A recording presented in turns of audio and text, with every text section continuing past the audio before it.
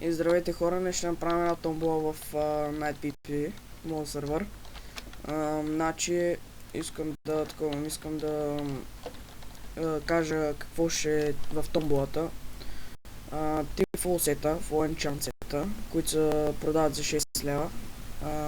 2 меча, 2 фул бола и 2 фул брадви. В момента само да направя тия двата меча.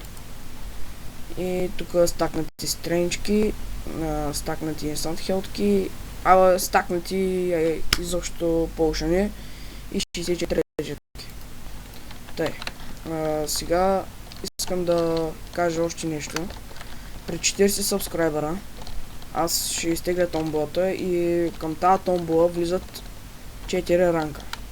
Не 4, да, не знам точно. Значи Guard, Faster, Master и Pro, 5 ранка. Извинявам се. Значи аз ще избера 5 човека от тия, които са коментирали за ранг, нали, за всеки ранг.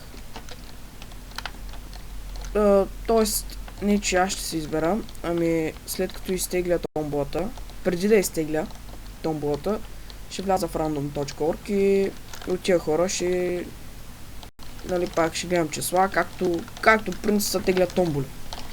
И по този начин аз ще изтегля печелившите. Ще пиша в Skype до 24 часа, ако не съм писали, няма да им дам ранг и вече там рандом ще избера човек.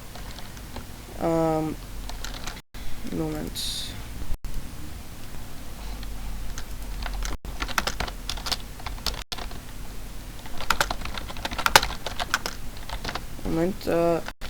И това. И томболата, което се състои тук, един от протата, не от протата, един от които избера, нали, които спечелят, пак чрез random.org, нали, те са 5 ранка, ще разберем кой ще спечели томболата, самия чест, който е тук. И да, това беше от мен и до скоро.